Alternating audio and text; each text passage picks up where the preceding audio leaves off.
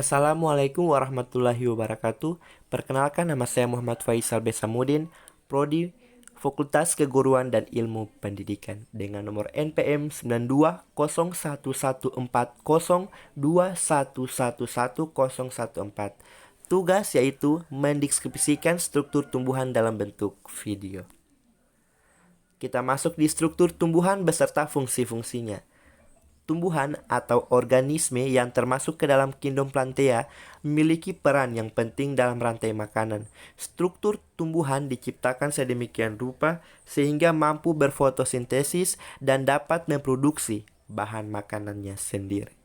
Mereka juga merupakan sumber makanan bagi makhluk hidup lainnya, termasuk manusia.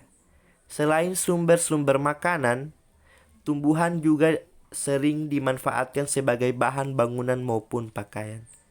Secara umum, tumbuhan terdiri dari bagian-bagian yaitu akar, batang, daun, dan bunga. Di sini kita akan membahas keempat bagian tersebut. Yang pertama, akar. Salah satu struktur tumbuhan yang paling penting adalah akar. Biasanya, akar berada di bagian bawah tanaman. Jenis-jenis akar dibagi menjadi dua, yaitu akar tunggang dan akar serabut. Akar tunggang adalah akar yang tebal dan memiliki cabang-cabang kecil yang disebut sebagai akar lateral. Sementara itu, akar serabut memiliki bentuk yang lebih tipis dan bercabang seperti berserat. Yang kedua, batang. Batang merupakan bagian utama dari struktur tumbuhan.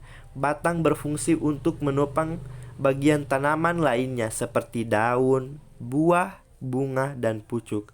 Umumnya, batang pada tumbuhan akan tumbuh ke arah cahaya. Batang pun dapat dibagi lagi bagian tempat cabang dan daun tumbuh yang disebut sebagai buku atau node.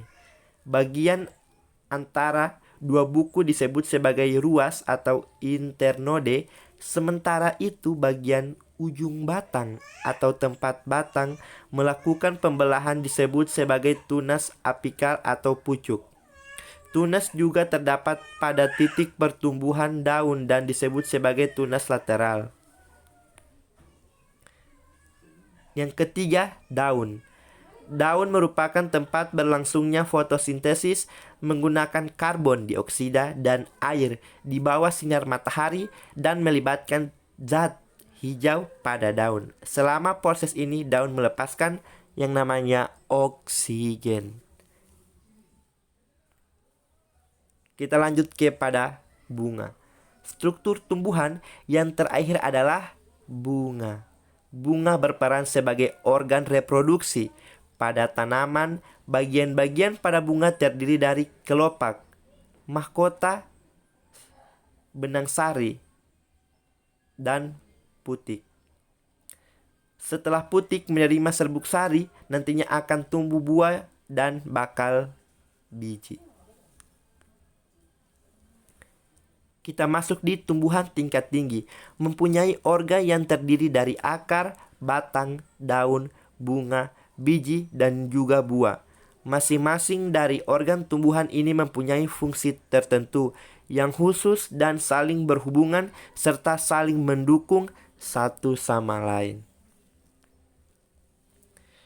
Tumbuhan tingkat rendah juga merupakan sekelompok tumbuhan yang berstruktur tumbuh dan berkembangnya organ tubuhnya masih sempat sederhana, meskipun sebagai gian ada yang memiliki organ seperti batang, akar, dan daun, namun bukan merupakan organ sejati. Tumbuhan yang tidak memiliki bunga dan jaringan pembuluh bukan termasuk organ sejati.